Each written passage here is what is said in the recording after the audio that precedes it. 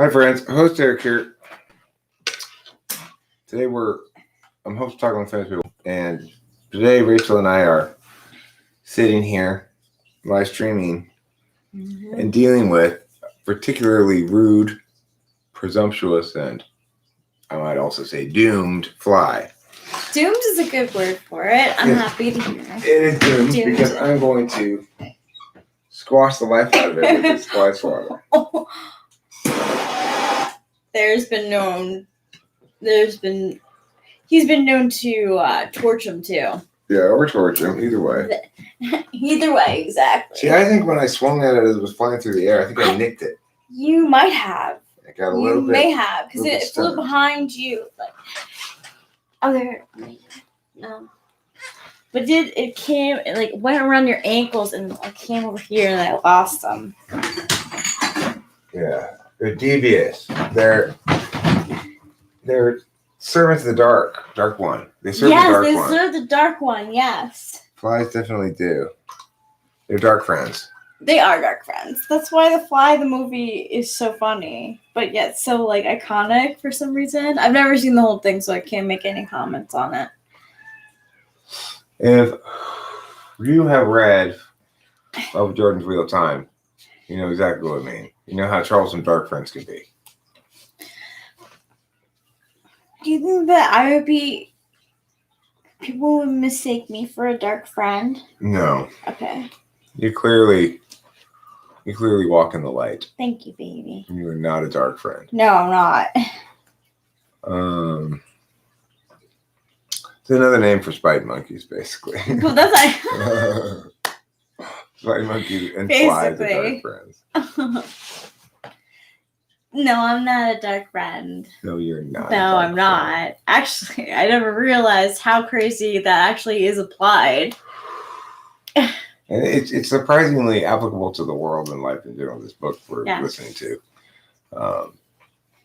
So, anyhow, would you look at that? Would you look at those flies? And look, all of these are flies. Look at that. Look at those flies.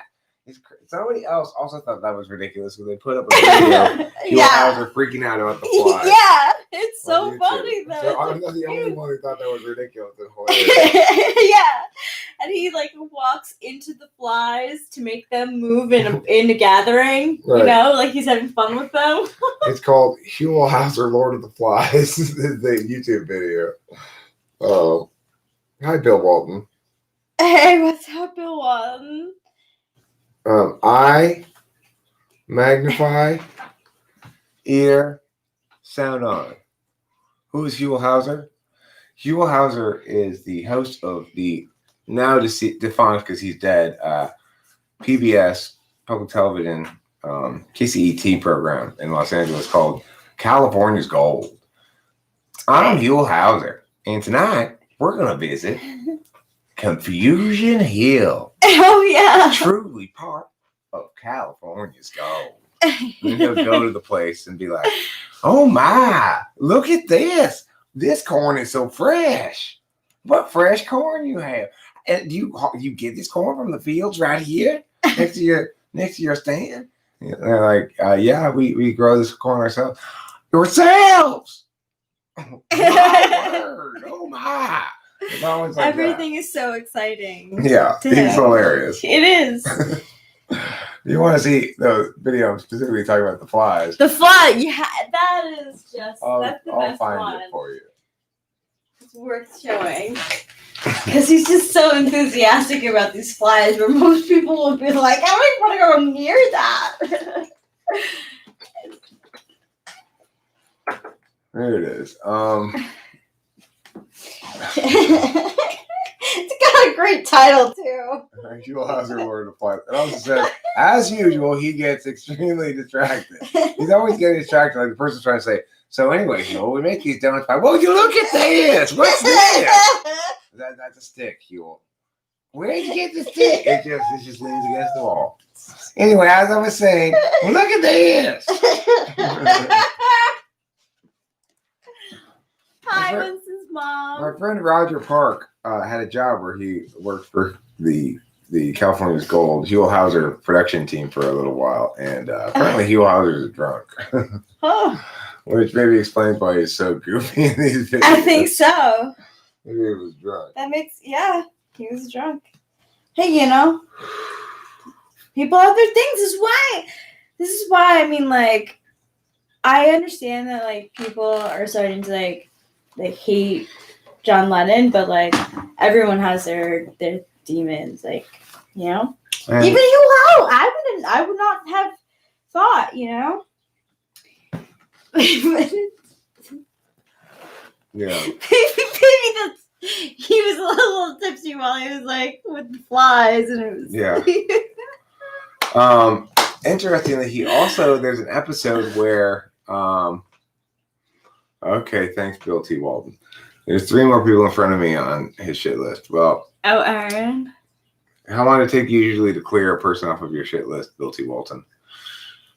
Is Aaron that chick announcer? I don't know why he calls me Aaron. It's Jeebus. I know it's Jeebus. Spacey Stacy, I guess. Oh So, my let's see. god. Huell Howser. Where's that place called? Idlewild. Idlewild.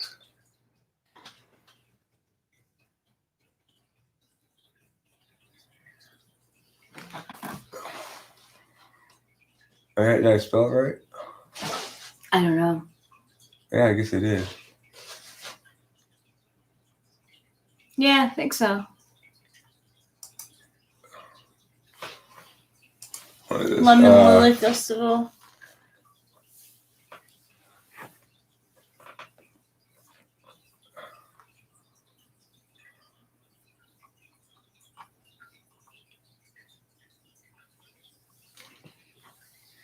This is him at the Salton Sea. A railroad museum.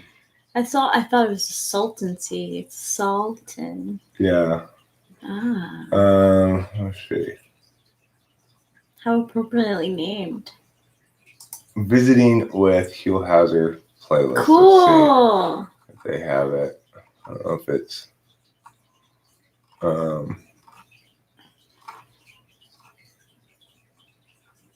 I mean, they do all kinds of shit. Krispy Kreme, you know. Yum. I love Krispy Kreme. Huell Howser did the Donut Man in what's it called, Claremont, which is a famous donut shop around here. Oh, cool. Worms. This must be a worm generating place. Descanso Gardens, that's near here.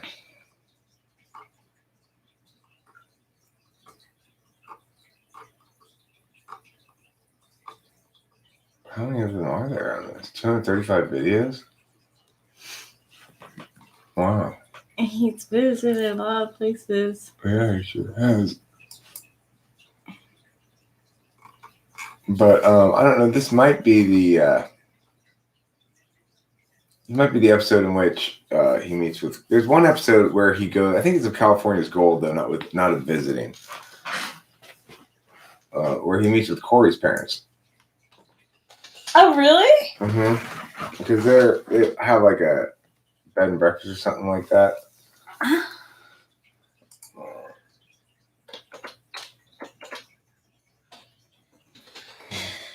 You know, I don't see any California's Gold of it. I don't think they have that episode up here somewhere. But anyway, the internet's cold. 12 years ago. This must be a joke thing. Yeah. It's not real. Anyway, Huell Howser's great, and well, may he rest in peace. Yeah.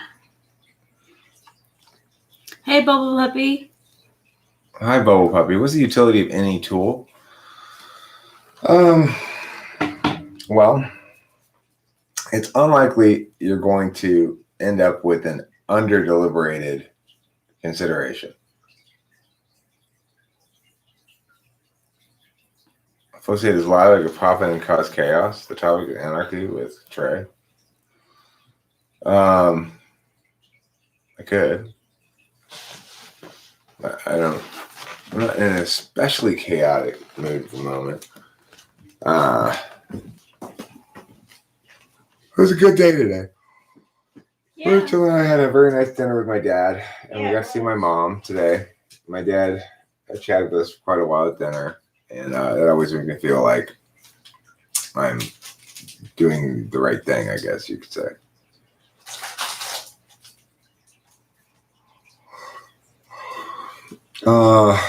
But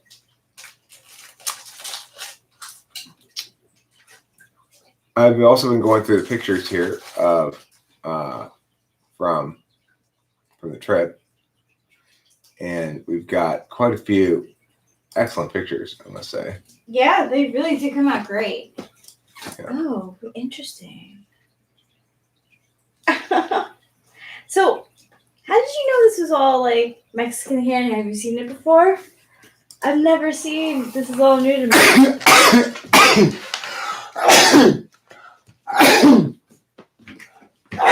Ooh, so many sneezes for little Larry. I know. That's some BSFLE.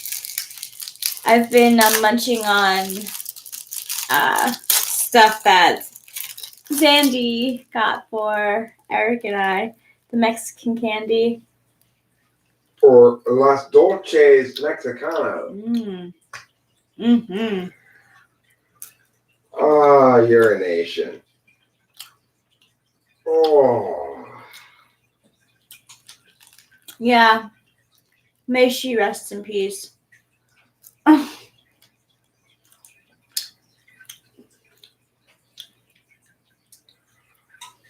Oh.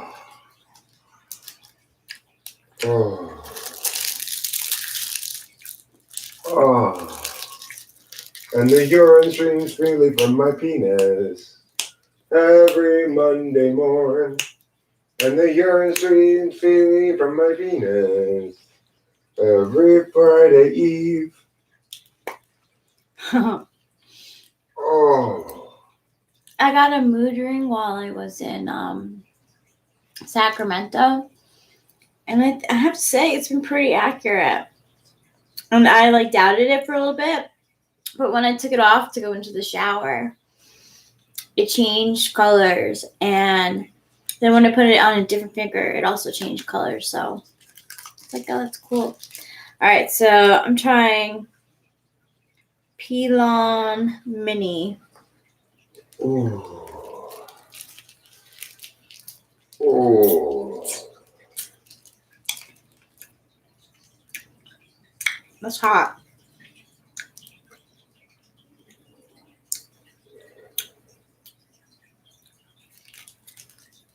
Mexicans like to put spicy stuff in everything. Tamarind. Oh, yeah? Oh, yeah. It's sweet and spicy. Just like Jeebus. Jeebus is sweet and spicy. It's true. Yeah. What type is Trey? I've seen his videos from Enneagram typings. I think he's supposed to be an ESTP. Ah. I don't know if he actually is. I didn't see that over me.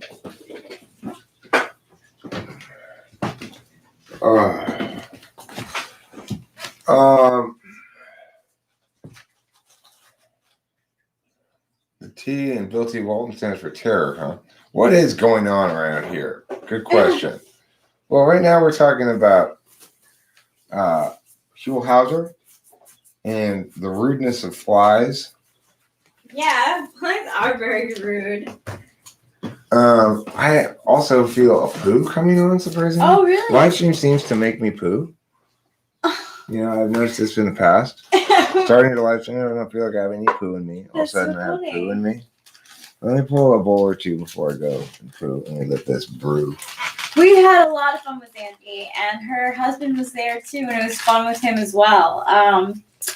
She is very personable and warm and such a sweet person. I can't wait to spend time with her another time. Yeah. We have interviews with her too, so you guys get to see what I'm talking about. This is a pretty good picture of Rachel and Zandy chatting. Yeah. It's pretty much how it was.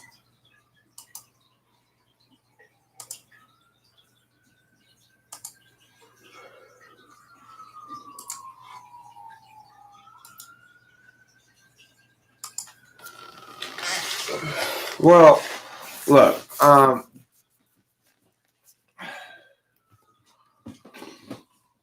there's a lot of stuff in life that requires look, the opposite of enough deliberation is a rush to judgment. There are lots of contexts in which we have a rush to judgment. What happened with COVID is we didn't have enough any tool users in the mix to prevent people from rushing to take action before we had sufficient information to make a proper judgment about things. Yeah. Unfortunately, I'd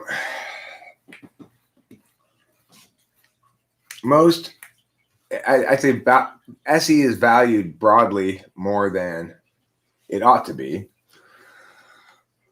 at least in lots of contexts in which it's not necessarily ideal. So, Trump is the ultimate expression of valuing SE over any. Talk is cheap. The time for empty talk is over. The time for action is now. There's an ignoring of the fact that always swirling and changing realities mean a continual need for deliberation and so forth. Another way in which, like an INFP, for example, is unlikely to suffer from under deliberation is they're unlikely to pick the wrong person to be with because they haven't thought about it enough. Although it can happen if there's pressure on their SE to take action, they may end up making a poor decision at a young age or something, get married, Okay, Bill Walton, I'm looking forward to you returning. Not to the broadcast booth, but to the live stream. Yes. She is beautiful. And her husband's very nice. Chatted with him some. Yeah. ISTJ. The second successful ISTJ ENFJ couple that we encountered on the trip. Mm-hmm. So on the trip. An interesting reality to note there. Mm-hmm. Certainly the absolute values of the two types respectively on the third slot would seem to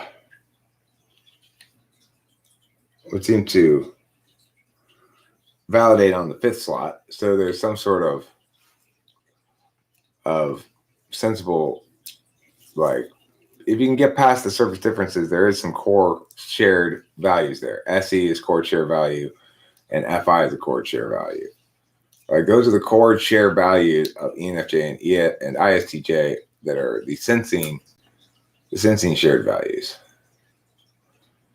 ENFJ is enough of a sensor to embrace to do a lot of stuff with the third slot SE, which is going to validate strongly for the SI DOM, because they have fifth slot SE. And similarly, the third slot FI of the ISTJ is going to validate well with the fifth slot FI of the ENFJ. So it's an interesting thing to note. And one of many takeaways from the trip, Rachel is quite the trooper when it comes to SE, I think. Nice. Perhaps even a little bit more of a trooper than I am. I try to be a trooper. As an action type, 8th slot is 8th slot, but it's about the same as 4th slot, I guess. That's difficult. I got good sleep, though. Yeah, well, you seem to get good sleep when we travel. Mm-hmm. I think there's enough changing stimulation throughout the day for your NI to, the thing is,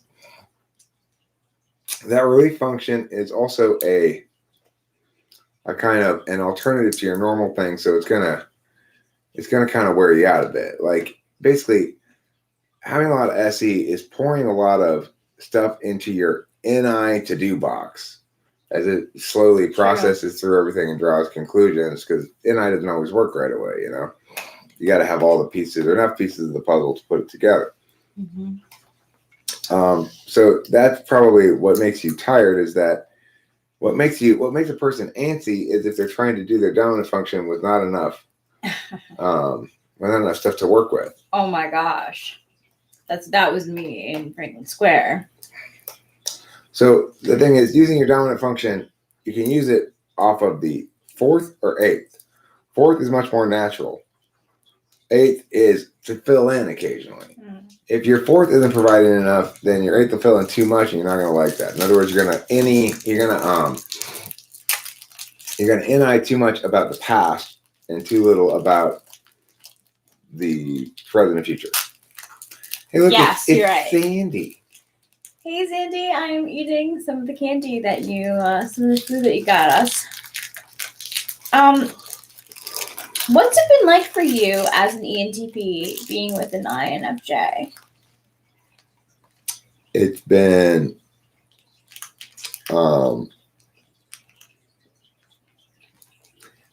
slowing. It slows me down in certain key moments.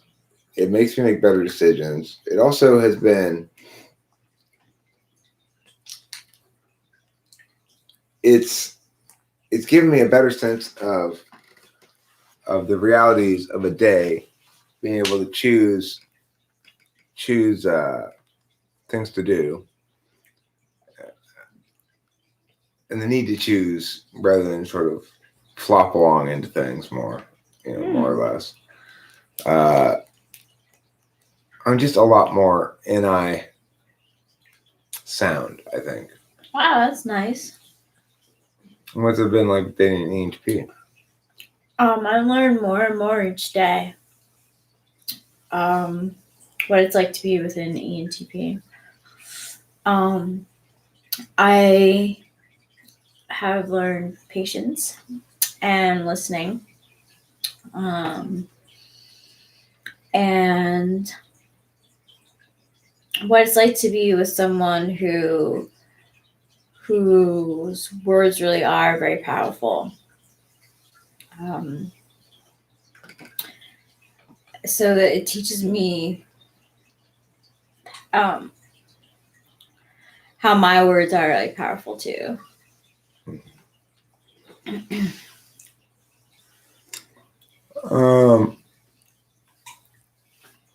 The other thing that I've experienced in this relationship, which I'm not sure has to do with INFJ, but it might just have to do with you and me, is I think you and I have a remarkable ability to talk about difficult things when not having any kind of a fight. Mm-hmm. It's like,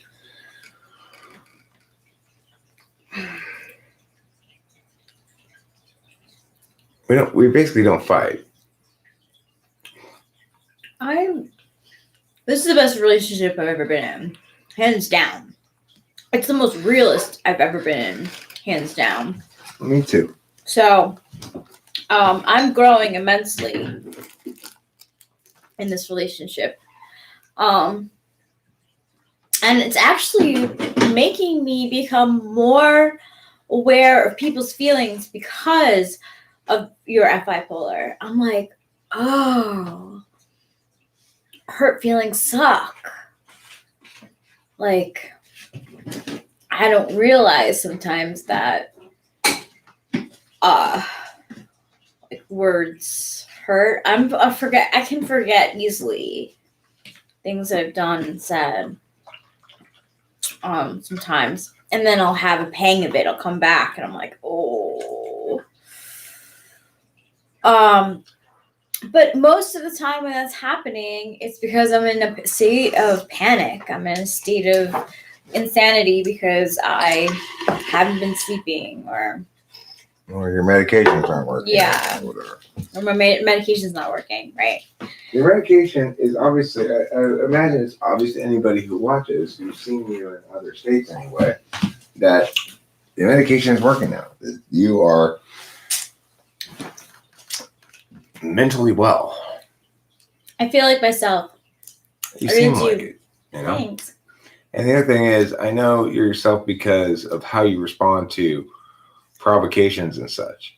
When you're yourself, you respond to them calmly, with not getting pushed around at all, but not being nasty at all. Yeah. And Got it. So it's, maybe a zinger. And it's great. It's great to see it because it's what one normally would expect from INFJ is sort of the grace with which the grace of handling stuff, you know. Yeah. Thank you. He says, "Friendly magic always creates magic somehow. I want to know how." Hey, Waldo. I don't know. Lessons well. Thank you, and thank you, Sandy. That's really sweet. I'm glad that chose. I'm Isn't glad that too. nice? Yeah, it's glad. I'm happy to hear that, and likewise for you and your husband. Yeah, likewise for you and your husband as well. It was a pleasure. What up, Running Fox? Huell Howser is epic. Are you Californian? Yeah, it makes me want to make a show like California's Gold. I think you should. Look at this. I don't say anything. Just, oh my gosh, look at this. Isn't You this do it interesting? so well, and that's why people think you're an ESFJ. Right. Yeah, I guess so.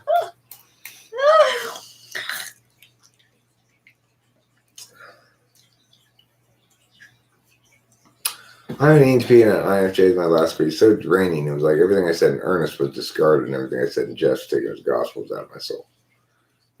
That's not a phenomenon that happens between us. I don't think that person, that behavior is representative of INFJ. I think it's representative of that person. What you're talking about, it sounds like somebody who came in with damage of the attachment disorder variety, probably. Yeah, because I had an ISFJ do that to me, sort of. Just always be working against me. What you're basically saying is the person worked against you. Yeah, I forgot about it until just now, but yeah, I like the idea a lot. I think I'll try to do it. Yeah. I'd like to see INFJ, same. Right. But we have to do it something like 16 Touch Getting Stoned for the first time. That my first time was really interesting. I was in a car on the way home, and my friend had the what was it called, the Cobra thing for the handle on your wheel, and I was like making jokes about it, and I had my head like this on the side of like the window, and like the lights were just like slowly glowing on the highway, and I was like, I like this feeling. Yeah, it worked against me. This is the thing: is bad relationships may manifest in lots of different particular ways, but fundamentally they're driven by the same engine.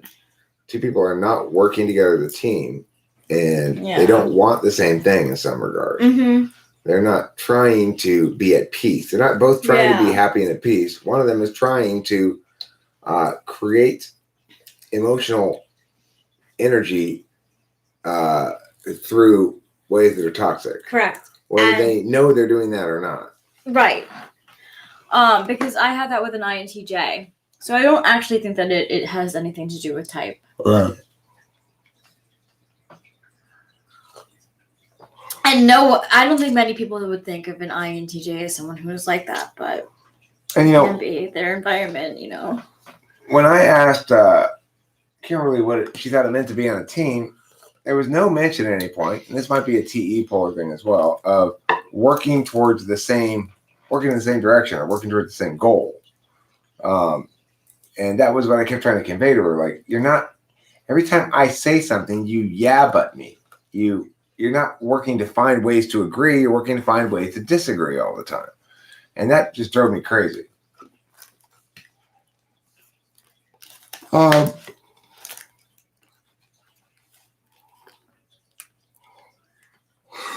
mean, I don't think, well, let's put it this way. Look at INTP and ESFJ. They both have TIFE in the 1-4.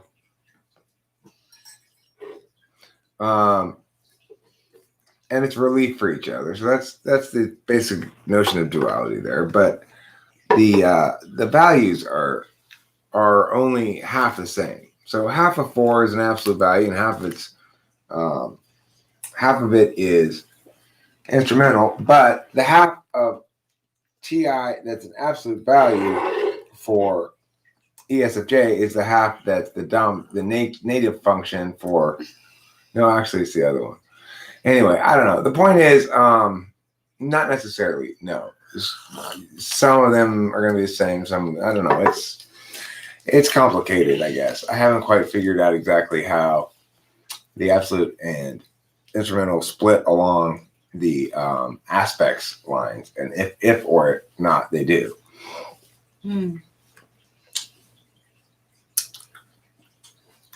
So,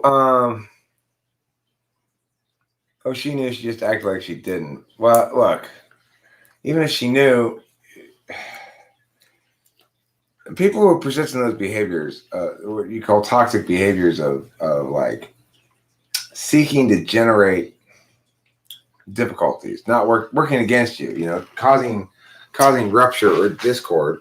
It's never just because it's always links to some sort of damage. It's not like they're just nasty. Yeah. No. Like for mine, I think his childhood was very violent. Like, I don't know if this is like, I don't mean to be stereotyping anything, but he did come from a traditional background of Greeks. Like his dad, I think, was like off the boat Greek. And can I even say off the boat anymore? But anyway, he's like he definitely came from like a background where he didn't feel loved, and the ways of loving were twisted. Yeah.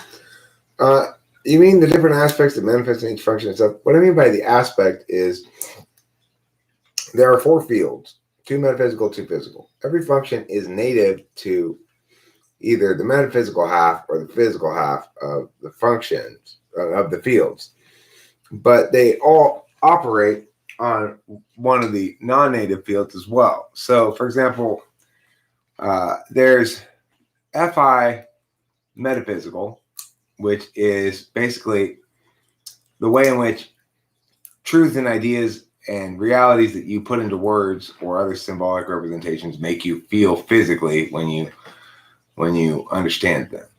The physical aspect of FI is the way they make you feel physically. So I've got a little bit confused in saying that. The metaphysical is the part that is the ideas and your sort of concepts of sadness and or responses or attachment or potential loss or stuff like that. The physical aspect is the physical body feeling of it. SI, similarly, it's like keeping track of your stuff and your schedules and stuff is the metaphysical aspect. The physical aspect is, ow, I burned myself. So the thing is,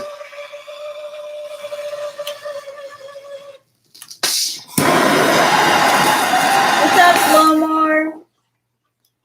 Thanks for making yourself known.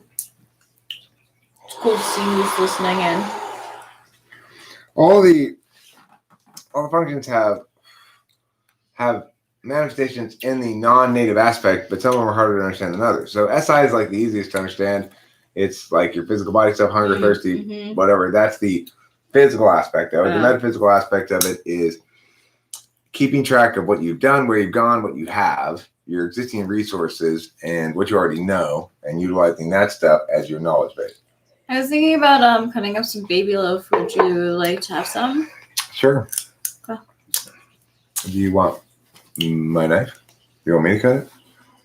Ooh, I'd like to use your knife. My knife is right here. This knife is the best one to use to cut it. The spider?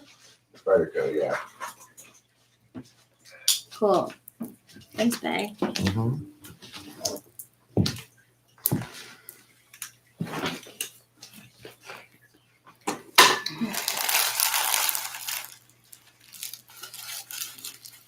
So the thing is, when you're dealing with an adult who suffered from trauma as a child, basic heuristics of interaction called trust assumptions are made impossible.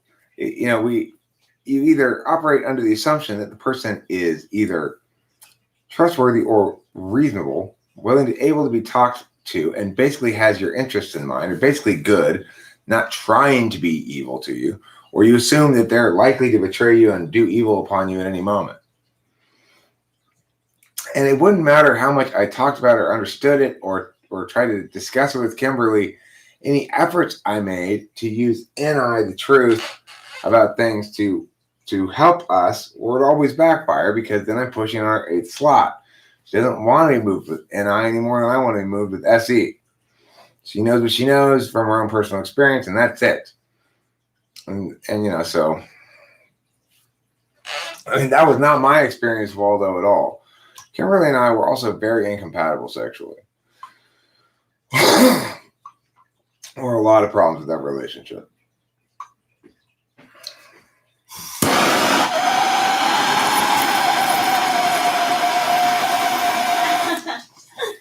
Oh, that sound makes me happy.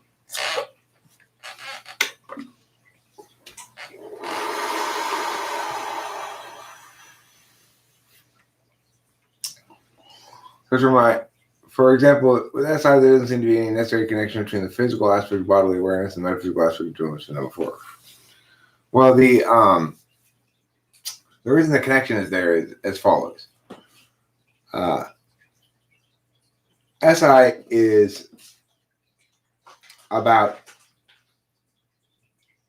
the state of you, okay? The state of you includes your physical well-being, the state of your animal self, your body. But the state of you also includes the stuff you have in your pockets, for example. Well, I'm not just me, I'm me, but I have this knife. So I'm me with the tool. I need to keep track of this tool because it's part of me now. I'm keeping it on me. And so when I go up to a new problem, oh shoot, there's something attacking me. Then I'm concerned about me and my animal self and body again. I'm going to remember what I have on me and my animal self and body and utilize it appropriately. And so this also extends to what I've learned before. If, for example, I burn myself on a stove, well, it hurts me in the moment in real time, but it's also something I want to remember for the future. I'm not going to touch a stove no matter what in the future, even if I just to err on the side of caution. If I don't know whether it's hot or not, I won't touch it.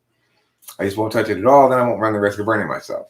That's sort of an SI response, which is to say you're keeping track of what's happened to you and your animal body heretofore in order to take care of your animal body. So that's why it has both the aspects. Okay. NI, you can understand both the aspects, you can see the connection as well. NI is ultimately about timing, I guess you could say. Here, let me just watch it.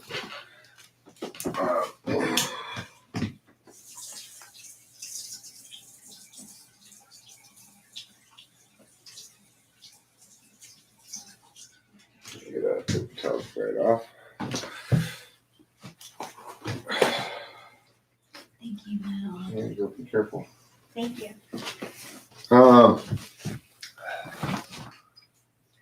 So with NI, it's about distillations of metaphysical things down to their ultimate meaning or something, or what all these clues mean, kind of a thing. But it's sourced in the physical on the same basic notion. If you've got a bow drawn and you're waiting in hiding for the deer to walk close, your one shot you have a chance that is going to kill the thing, so you and you and your tribe of people can feast. Well, you have to have good NI to know the exact moment to let go, and it's linked to the same sort of thing. There's a lot of clues in the physical environment that you're picking up on that are fluid and determining that this is about as close as the deer is going to come without seeing me. Or, for example, I think he's going to turn back this way in a little bit, so I'm going to wait. I'm not going to let go right now. I think he's going to get closer, or stuff like that. Various clues you put into place as to whether or not this is the best shot you're going to get. If you're only going to get one shot, if you miss, he's going to run away. So there's the linkage in all of them, but some of them seem to fit more easily in one category than the other. So TI, it's hard to understand a clear example of TI in the physical realm, except to say it's something like a circuit board where you arrange the things so that they relate to each other, but it doesn't really matter where you put them in space. That's a circuit board. That's like TI physical. How about SI's aspects connection differ from FI's aspects connection? Well, what I'm saying is the aspect, which aspect of a function you value absolutely or instrumentally may have to do with your dominant. So, for example, I have an absolute value for SI physical because my dominant function is any and it's a metaphysical function. So the most relieving of the relief functions for me is the physical aspect of SI. And as such, that's an absolute value. I absolutely value eating when I'm hungry, bathing when I'm dirty, going to the bathroom when I treat as an absolute value, making sure I take care of myself in that way. When I know I'm feeling fussy, I'll say, okay, well, it's time to SI, basically. Now, in contrast, the metaphysical aspect of SI is much more instrumentally valued. I still think like, okay, well, I need to take care of this, this, and this, but it's not. There's a little bit of a relief when I get stuff done, but it's not very satisfying. I don't feel any great sense of satisfaction from attending to that stuff.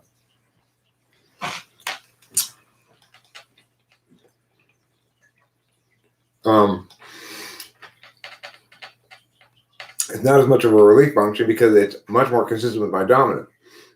My dominant function is going to draw from my memories as the default way to come up with ideas for things.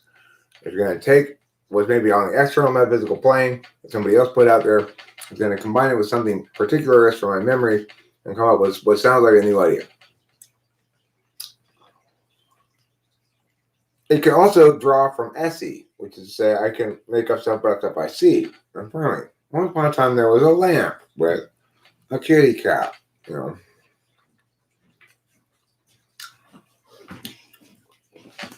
it's for every function. There's an aspect of the function, and it's incorrect to say that really they have aspects. It's more correct to say that people use cognitive functions. They can attend by a cognitive function regardless of what's appropriate to where they are contextually. So it's like I might be in a soccer game. I can still stop in the middle of the soccer game and or while I'm running around, start reciting made-up poetry on the fly, right? That would be me using any extroverting on a metaphysical field in a context in which it's inappropriate to do so. I can try to use any in that field to affect the outcome. For example, say, oh no. referee. This is a very special circumstance. You understand that doesn't count as a goal because I come up with some various reasons, stories, and stuff as to why the referee, but it won't work, right? I can try, but it won't work. In general, my any is useless in that context. It's not a context in which extroverted intuition can be impactful, but it doesn't prevent me from attending by that mechanism of attention anyway. And so, for example, when the big muscly Marine guy came and slapped me and slapped the glasses off my face, that was not an appropriate context for me to use extroverted intuition, but I still did. When he started walking across the street to me from his car, a sensible person would have just driven away at that point. They're like, okay, fine, I don't want to fight you. Or I don't need to play tough guy anymore. That would be one possible response to it, right? Or I could play tough guy and get out of the car myself and be like, pow, pow, pow. Instead, I said, are you going to use physical violence? Because that's TINE. It's like I'm ignoring NI. Of course he is. He's walking across the street with murder in his eyes. And I just extrovertly intuited a possible thing here. This appears to me that you are. And I thought I'd ask him. Not a normal, not what you call, you might say, well, how is that the physical aspect of extroverted intuition? Well, not really. That's using the metaphysical aspect of extroverted intuition in the wrong context. What's the physical aspect of extroverted intuition? Well, that's more like, well, what if I nail this thing onto that thing? It's like ideating about physical space and stuff like that, and actual objects in space. It's not nearly as conducive an environment to extroverted intuition as the metaphysical. Oh, is it? Yeah. As the metaphysical space. I didn't know that. Because metaphysical space, you have like infinite undos. Here, let me turn this way. You're juicy. Cloud had another awakening. So, had you gone back to sleep after your earlier awakening?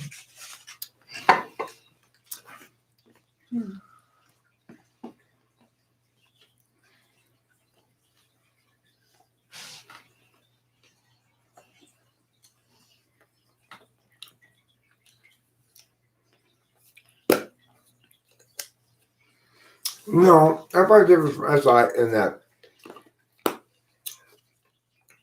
SI is about how you're doing physically, your body, etc. FI is about what's important to you. So, for example, my cat is not significant to my SI well-being. In fact, she's contraindicative to my SI well-being because I'm allergic to her. And when I pet her and I rub my eyes, it gets scratchy and so forth. So my cat is bad SI, but my cat is good FI, which means I am attached to her and I feel this mutual attachment feedback resonance loop or whatever that happens when I'm loving the kitty. And that's gratifying because you can think of FI as the emotion that Gollum uses in Lord of the Rings regarding the ring. Namely, he finds it satisfying to just sit there and go, oh, my precious. Oh, so wonderful. I just want to sit here with you and stroke you and stuff. That's FI. So it's different from SI in that it's not about, it's about your animal attachments rather than your animal self. FI is also manifest in mother animals fighting off anything that threatens their cubs or whatever. Good examples. So, but it's never a physical function. That attachment or sexual jealousy, for example, which is a biological imperative, basically. For any kind of creature that has monogamy or pair bonding in their repertoire, which includes lots of different species of birds and mammals.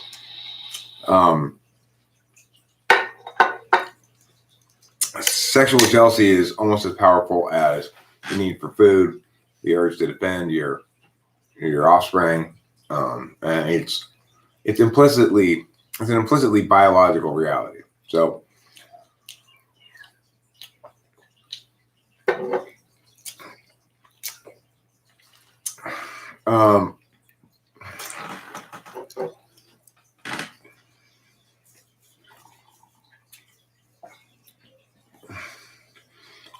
yeah, it values both, but what does that mean? And that means is if you're an any dom, you're going to use extroverted intuition in contexts that are appropriate, like this one. You're also going to use it in contexts that are inappropriate because it's an absolute value. If you find it rewarding, like if there's a problem, it's taken me a long time for my TE to get good enough to overwhelm my NE. It used to be there was a problem that I needed to fix. It was definitely a TE sort of problem. I'd want to come up with a new kind of solution to it. I'd want to be creative about it. I've gotten over that sense, you know. Hi, Trinity. Shafsma. Trinity Shafsma. Shashma. What up? Trinity Shafsma. It really is so. Really, the trail mix really was so good. It was the bomb diggity. We want to make our own version of it somehow. I mean, not easily. But it won't be the same meats and love and tenderness. That was the bomb diggity-ish. Bro, shizzle, you know. I mean, I would say an ISTJ would be a good type for you, Cloud. Or possibly an INTJ. Mm-hmm. You can find an INTJ girl, an ISTJ girl. INTJ might actually work. When I was dating an INTJ, he was obsessed with ESFPs. He didn't even know he was obsessed with ESFPs. Right. They seem like the ultimate in freedom to a FE polar person. Like an NI FE polar person, right? The ultimate in freedom because they don't get how they don't get how much FE ground they have to concede to be as they are. And the ESFP doesn't care. It's countervalued 6 slot. But the INTJ doesn't see it really because of FE polar.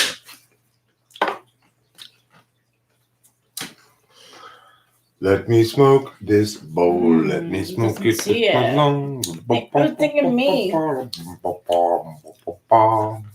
Thinking me be like that. I'm like, you don't know me. I don't think exactly opposites attract. I think people are looking for a complementary party. Like the reason Rachel and I complement each other is because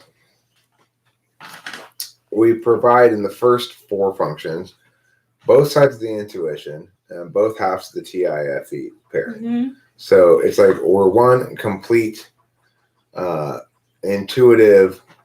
We're one complete metaphysician. We've got all 4 metaphysical functions in our first 2 slots combined. Mm-hmm. And physically, we just fit so well too. I mean, like.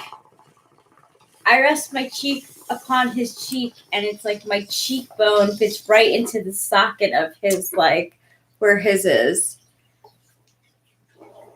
My nose fits in his eye socket. My head fits right into his chest. It's really, I mean, I'm unlike anything I've ever had before. Physically, mentally, spiritually. So. Her hoo-ha fits right in my piao-piao. Don't even get started with that. I'll make that child warning Yeah. We were covered. We were mates. We were compliments. Yeah, we are compliments. We were cut out of one piece of thing. Yes. Such that the two pieces fit together. Not such that we're the same. No. You know. Compliments. I agree. What did you wander into? You wandered into the world's greatest live stream. You were the most obvious ESTJ to ever exist? Huh. Wow. That's surprising to hear. That is. I never would have guessed. I never would have guessed either. Do you think her never would have guessed belies the notion that she's an obvious ESTJ? I'm a bit more simple. I wouldn't need all the time to realize it.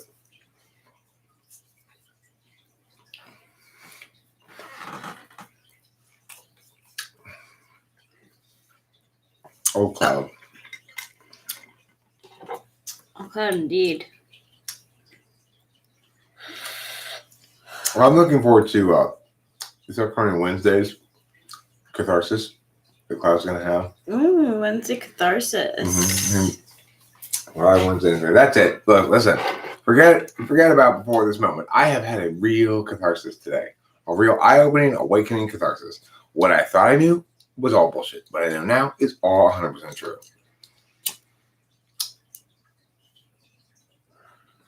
You talk like a personal monologue in an anime.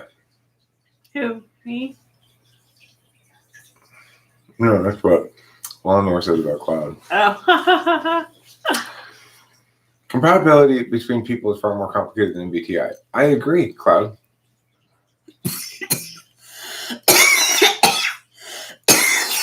I never said anything to the contrary. That's the other thing is,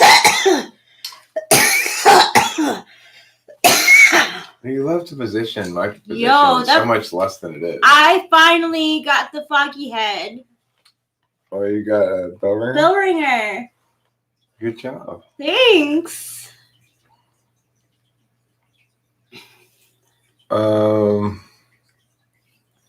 Yeah, obviously compatibility, like I said before, I think the most important thing is that both people have the same attachment style, basically. That people with a healthy attachment style get with other people with healthy attachment. Well, that's the first prerequisite to success. You could also have, there are multiple roads to success. We see with ISTJ and INFJ, that's not recommended by anybody. I've seen people have been couples like that. Zandy and her husband, Hambo's parents. So, for sure, like I've always said, Cloud, it's not all about typology at all. Yeah, that's always been my position. I was just suggesting that that INFP is going to be not a good type for you because of the way that you really don't like being pushed on your NE. INFP is going to push on your NE a lot. Yeah. And also, it's not a good type for you because FI is absolute value for you. It's just instrumental. You're pretty rough and tumble. You can't be.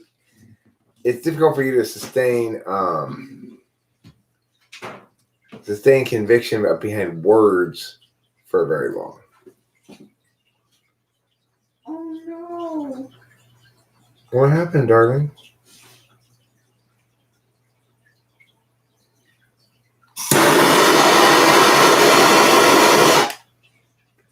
I put like a. What happened, Rachel? Nothing big. I put a stone in the tank and I can't find it. Oh, yes, there is more to it, Cloud. But it doesn't mean we can't talk about the influence that cognitive functions does have. It does have some impact, for sure. But we can talk about that without saying that it accounts for everything. That's called thinking well versus poorly.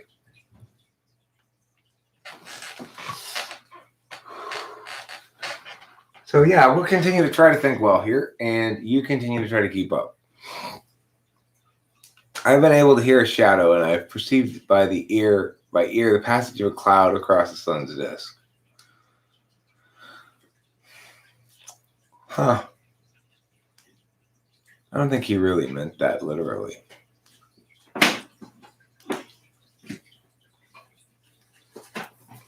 Well, so there's no point in even making the distinction at all, huh, Cloud? Everyone's so different, then why even start with any group labels at all? Everyone's just a complete enigma, complete mystery, unpierceable by reason or logic or thinking at all. Oh, I see it. Oh, cool. Yeah, the snail knocked it off. So, in the avoidance of and the successful avoidance of trauma, then you've got two people who are healthy. Even if you got two healthy people, it's not the case that everybody has the same attitude towards relationships or is in the same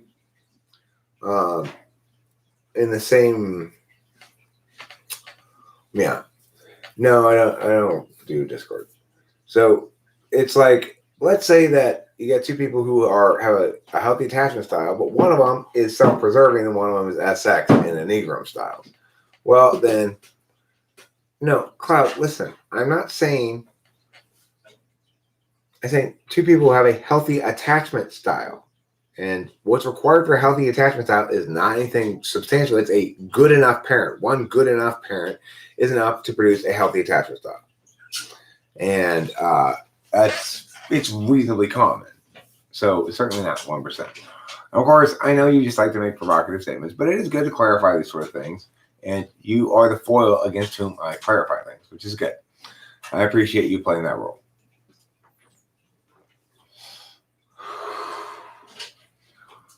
Everyone has hidden needs. That doesn't mean they're not healthy. But regardless, we're only specifically talking about attachment style here, Cloud, which is distinct from other aspects of a person. Okay, again, Cloud, we're not talking about our whole beings. We're talking about attachment style. And we can clearly determine that I have a healthy attachment style, Rachel has a healthy attachment style, Kimberly had an unhealthy attachment style.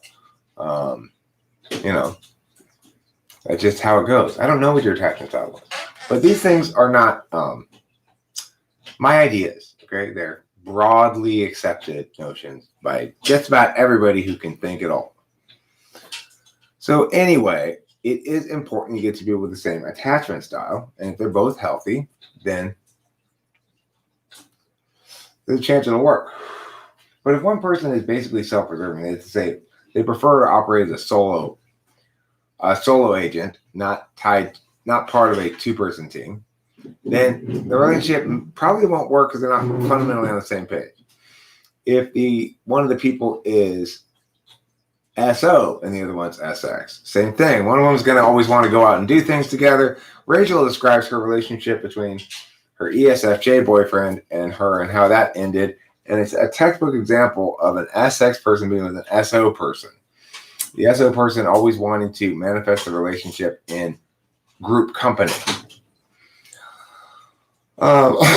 So there's it works best if you have two SX people. It probably works equally well, or at least I would imagine it does, with two SP people or two SO people. I don't think it works well when you've got a mix of those. So it's tricky to find partner. You start with attachment style. You move next maybe to sexual variant. If you got the same sexual variant and you have two healthy attachment styles, then it's likely you could make it work regardless of anything else. I think that's an example of my parents, ESTJ, ISFJ. They both had healthy attachment styles, and they both were SX and on the same page about what they wanted ultimately. So they were able to work out the differences, and it worked. They had a great relationship. Great relationship. Well, maybe in some ways, an odd couple, TESI plus SIFE, but they're doubled down on the SI and they got two interface functions and it worked out fine. So I am not trying to tell people they need to be with one type or another type or whatever. I will tell them what type is more likely to be compatible. But again, I think that those two questions of attachment style and sexual variant or insatiable variant are the two questions that come first before anything else. Without those two things lining up, you probably aren't going to get compatibility. That reminds me, I need to mail Octavia Silva something.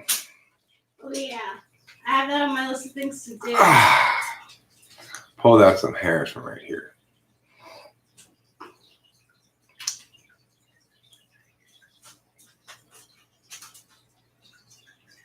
What's an abiotic, meaning non-biological? Dynamic system? Yeah. It does view it as a dynamic system, but not a biological one. Basically, it's a closed system, but it's a particularist system. So is it dynamic? You're the force of dynamism upon the system. Imagine it being like a broken gate. It's static in the sense that until you take further action, the breakage is probably going to remain the same as it is right now. It's not going to change. The reality is not going to change. But once you take action, that's what makes it a dynamic system, is that you're a force vector and other force vectors too can change the nature of the problem. But what makes it TE is that it's a particularist logic. The logic of the broken gate is specific to the broken gate. You might apply similar experiences. Like, let's say you fixed a bunch of gates before, then you might be able to apply a lot of that knowledge. You might have things that generalize to multiple gates because people try to make gates fairly standard or tend to take a fairly standard approach to gates. But even so, no matter how standardized a thing is, when stuff breaks, they tend to break in a particularist way. So TE is that ability to determine, even with something you've not viewed before, okay, well, this is some kind of a machine. Let me figure out the logic of the machine here, and then I can try to maybe figure out how it breaks. Okay, I see. This vacuum cleaner, the air comes up through here, and then comes out through here, and it's got to go through this loop here, and then it gets stuck in this area. Okay, I understand how this works now. I kind of figure it out by tracing out and looking at it a bunch, right? So in other words, the data for TE is objective. The outcome is subjective. The goal is subjective, which is to say, well, you want a vacuum, and your vacuum cleaner is broken. And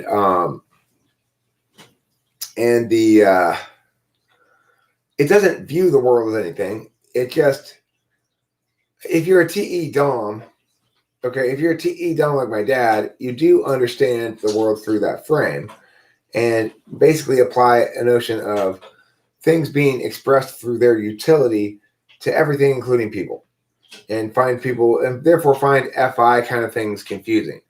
Like my dad's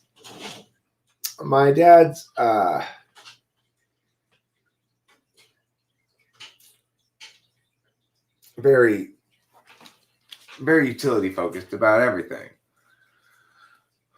So, but that's not to say that it's just when it's your dominant function.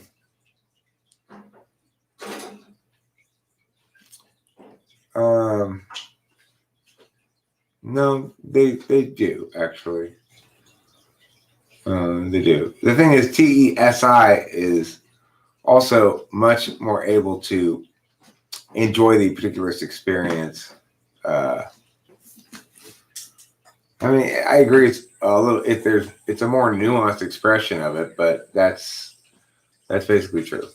Because the thing is, I'm absolutely not stereotyping too much in a toxic 2D way. I'm saying just as I see things always as ideation to be deliberated about, is why I correct you all the time, right? Because you're wrong all the time. And I'm constantly seeing things as ideation to be deliberated about. Even though what this really is ideation produced to provoke, it ought not be deliberated about, because I'm always going to come to the same conclusion. Well, this is a bunch of bullshit. That's all it's intended to do is provoke anyway. So I was just thinking about the TE stuff. It's like, it's hard for TE DOMs to sometimes like understand that like people who do stuff on computers are actually like doing stuff, like productive stuff, even if it's on their phones. They don't understand how people can do anything on their phones except for talk. Although my dad does a lot on his phone. That's good. So he doesn't apply that rule to himself anyway. No, but No, but I mean, like, I know what you mean, which is like, for example, I have difficulty. Well, my dad's also very old. I'll have trouble getting him to understand what it is I'm doing. He just doesn't seem to have the digital context. well, that's what I mean. Yeah, that's what I mean. That, like, you could be productive and use a computer without it being like you filing for papers and stuff. Can I borrow your long arms for a moment? Oh, of course you can, my dear. Thank you. Would you like me to detach them, or you want me to bring the rest of my body with them? I hope that you bring the rest of your body with you. All right, let me just pull this blood. Yeah, baby.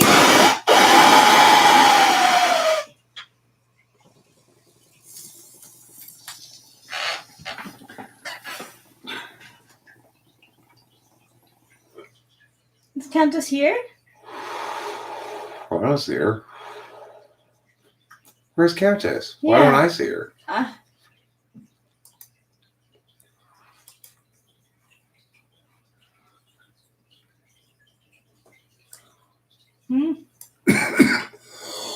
Oh, she's here in spirit. Oh, she quit? I don't think that every kid owns a robot, obviously. Cloud? They're not. It's not the case. They want to maximize productivity every second. You know, like every type, they have a bit of a childlike confusion about what to do when they're not doing that. You know, when you're not doing it dominant, there's a bit of the child in everybody. You know, Right. That's me in an office, right? Like me in an office space, I'm like going off into like metaphysical land all the time. Daydreams.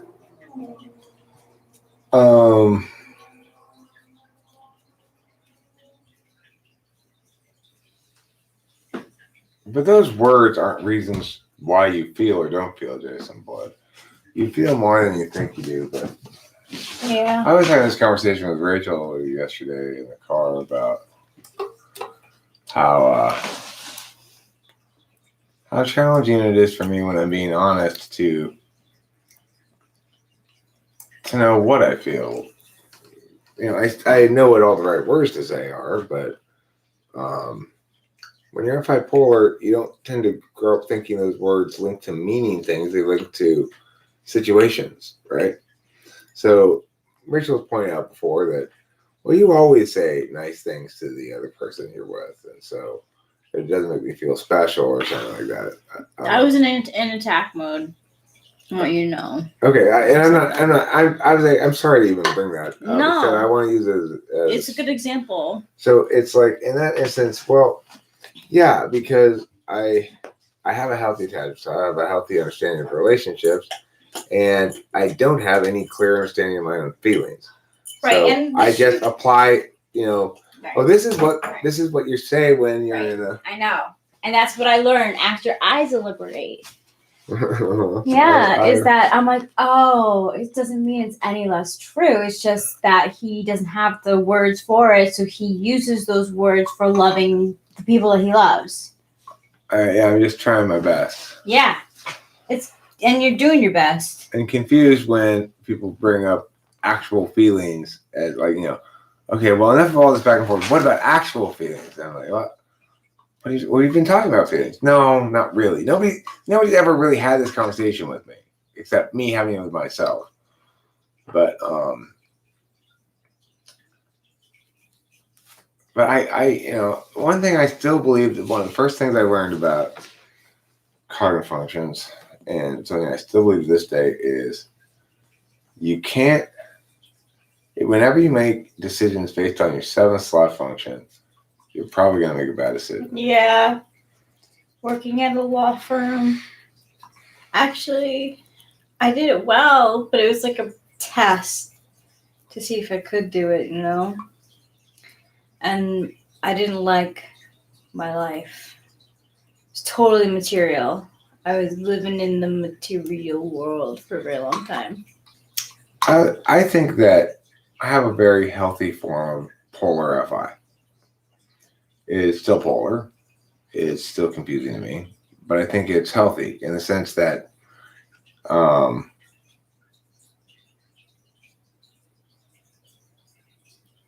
I'm still surprised when my feelings get hurt. I think that's healthy. That is healthy. And I can get shit done. And, because I've been put in so many TE situations, like, I know when I'm being a dumbass. Like, I know I'm like, okay, take your time with this, or, think a little bit before you do it. A lot of people get stuck in jobs that are not particularly well suited to them. Certainly, there are a lot of jobs that require TE that are not particularly well suited to either ISFJs or INFJs, but sometimes but just because the job has some TE aspects to it doesn't mean they can't learn those. Right. Or learn their own way of doing it sometimes. Mm-hmm. As long as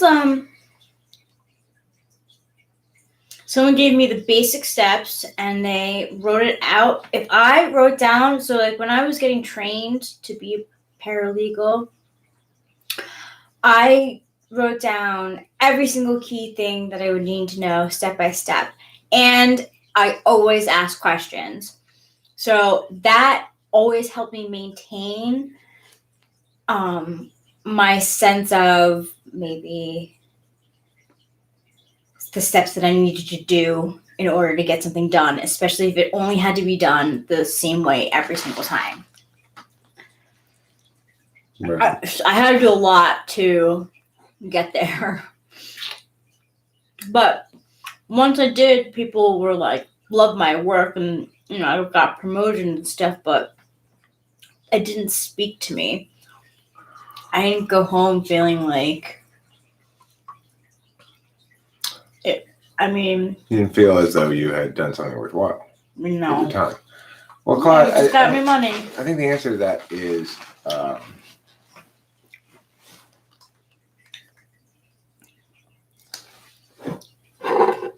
like they do it for different reasons. Like some people do it as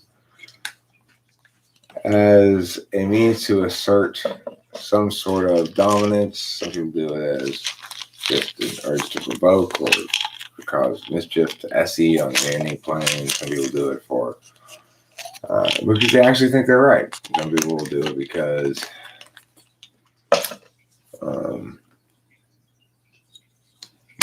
they're proud and they don't want to admit there are areas where they're ignorant and stuff. Lots of reasons. And of course, the other thing is, Cloud, some people actually are pretty knowledgeable. And the reason you're not hitting a lot of gaps is there aren't a lot of gaps. I would think it's reasonable to say I'm in the latter camp, especially about this subject matter. Yeah. But, the truth is, Cloud, you're never going to learn anything if you're continually adversarial. Well, you might, but it won't be. It'll be after the fact and not in a way that you can really hold to yourself. Okay, Cloud, you're taking him away from a bong rip and helping me. So I'm a little over you right now.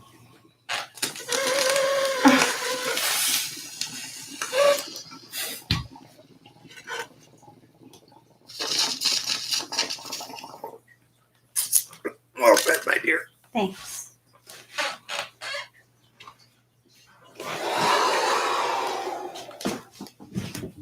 What are you going to do? Okay. So. Let's do this first. It is. It's been moving more. There's like next to the brain. See that like salmon colored thing? Yeah. There's a yellow stone next to it. The yellow stone is what I'm looking for. All right, let me reach in there. You tell me left or right as I reach in. Okay. Okay. Yeah. You come away from this.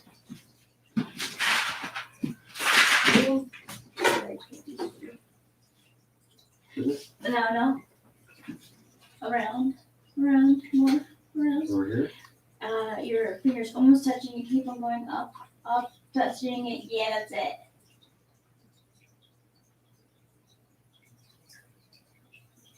Where do you want to put it?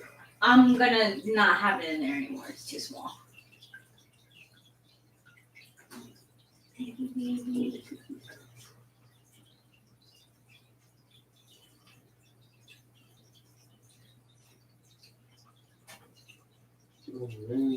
So many cells indeed. Lots of fishies too. Little babies. Thank you. You're welcome. Oh, Eric, you're my hero. Thanks, Rachel. I love you. You're my hero, too. Fly. So many reasons. Get out. Oops. Many. So I was telling Rachel in the car yesterday, it's much easier for me to articulate why I value Rachel than how I feel about her. I don't mind that though. Because we all know from past things, from past live streams that my self-worth is not the best. So when you show me, when you value me, or you tell me that you value me in your words. Well, I can make quite the powerful case for you, the only possible person that I could successfully be with. I couldn't have achieved my goals as in my relationship search with any greater, level of pow than I did because of my very peculiar parameters that I was looking for in a relationship partner. Namely, I wanted somebody who, okay, yeah. Thank you. Okay, thanks. I'll go tell you. That's a very efficient way of letting us know, actually. Yeah, this is the FE that's required to make me go to my email and actually Don't worry, I've done a lot of cleaning. Sunday, 4 o'clock is fine.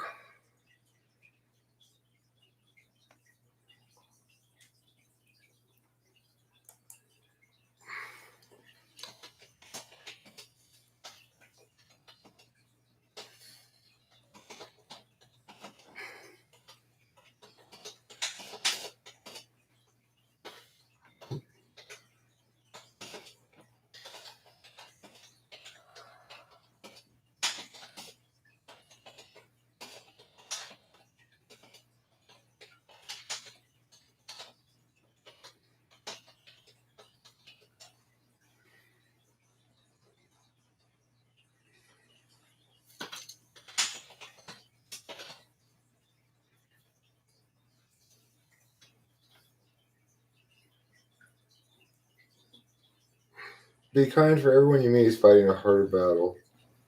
Plato. Nice. I've heard variants of that quote, I guess. Be kind because you don't know what battle the other person is fighting. Yeah. Another version of it, Yep. It's a good quote. It's good. I agree. Reminds you that sometimes the person to whom you're speaking a harsh word or something has a lot of crazy shit going on. Could be the straw that breaks the back kind of thing, Yeah. You never know what kind Never. of quagmire of ontological somebody's going through. Yes. Wallowing. Yeah. Has anybody watched The Last Airbender or worth binging? I watched a couple of episodes here and there, but I never got into it. Rachel and I are currently listening to the Wheel of Time series by Robert Jordan. We're nearing the end of book 1. It's a 30-hour-long listen. Yeah, but it was great during our drive. It really helped. So entertaining. Yeah. It's right up my alley. Very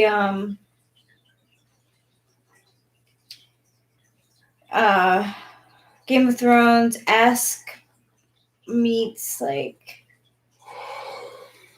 Lord of the Rings, but for like teens.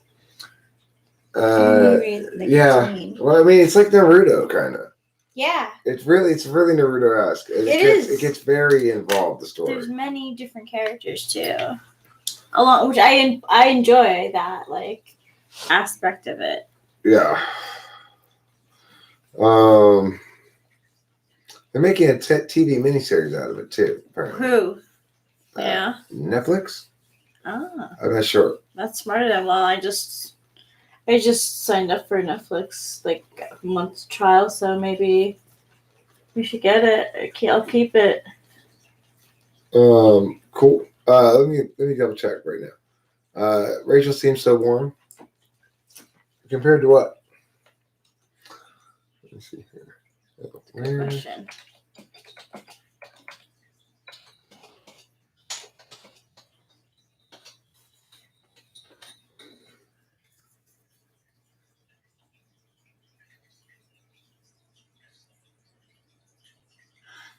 They're filming in Prague. It's fascinating.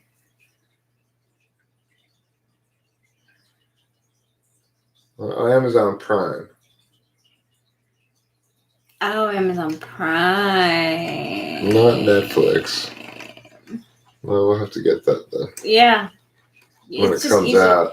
Well, and then when you get Amazon Prime, then if you order anything on Amazon, you'll get it the next day. So you'll get the show and your stuff faster.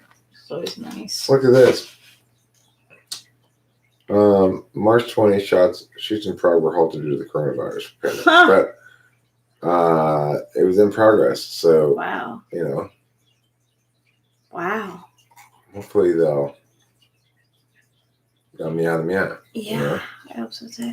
Starring Rosamund Pike. That's cool. I like her. I don't know who she She's is. the chicken. Oh God. Gone Girl. The blonde. Do you want me to find it? I'll find it for you.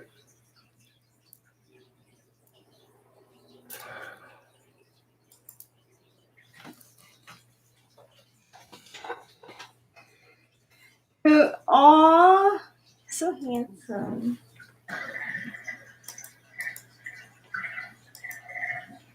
They're putting on the parties is to give us a call, give us their phone number, so if we receive any complaints at the beginning, we can call them and tell them to either quiet it down or it's becoming out of hand. And at that point, we have to respond on the second. Hi, PP. Hi, Pee-Pee. Hi, important kitty It's friend. a great video. I love it. That's my boyfriend. Mm-hmm. I had to find stuff, videos with me. My parents have. Yeah. Oh, my PNB. Whoa. PNB. What a good kitty friend. Yes, indeed she is. You truly are winning the pageant, kitty. Yes, you are. You're winning the pageant, kitty. Yes, you're winning the pageant, kitty. Oh, the boo-boo-doo.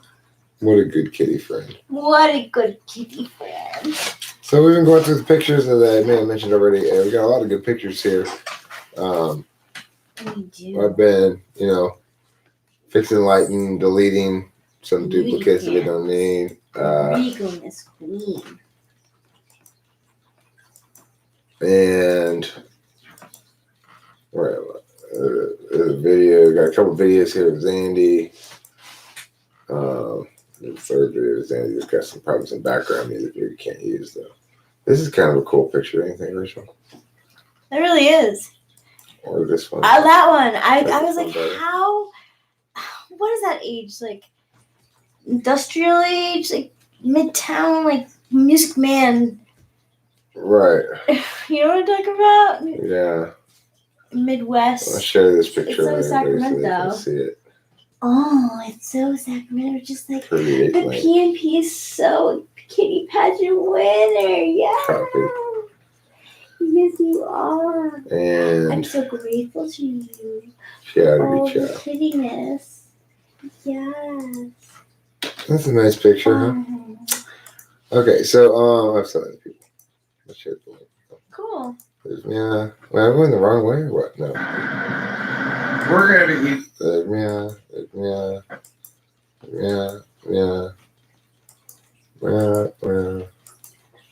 I think.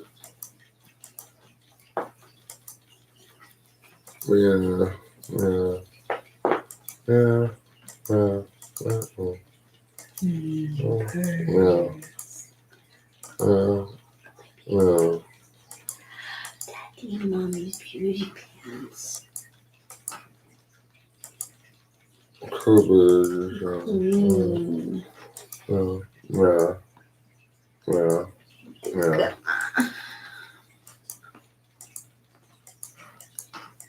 I'm going through all these pictures trying to see where I left off last time and going through the pictures.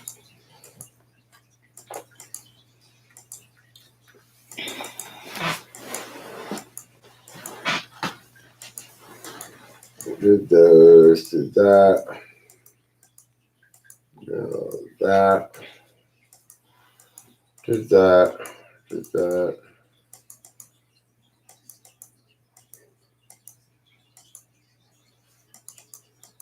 I did those.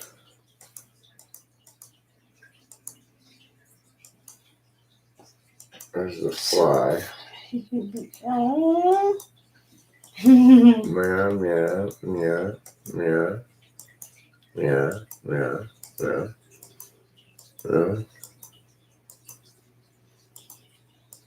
I'm trying to figure out where we left off exactly. So I'm trying to find, see how much more of these pictures we have to go through, but right around here is where we left off. Yeah. The meat market. I can show you a picture of Hambone's parents' meat market here. Let's see. That's probably a better one.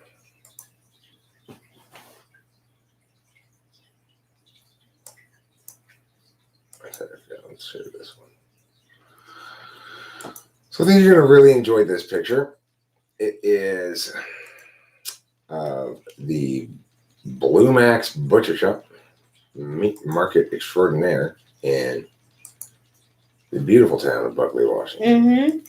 The beautiful and lovely town of Buckley. It really is. It's great. So,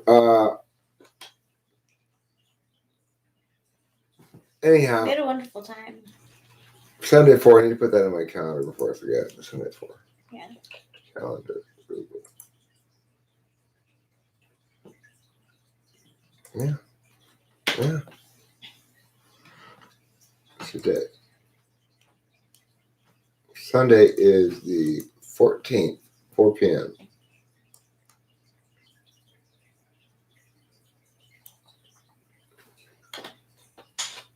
Typing.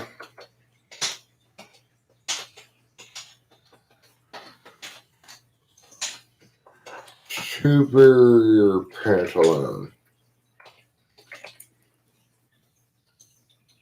Okay, potato pants. Okay, let's see what's going on here in the chat. I think we're gonna wrap this up pretty quick here. Are you tired? Yeah, I just took my medicine. Okay, I would like to take a quick bath and then see what the pre-sleeping time has in store for us. Okay.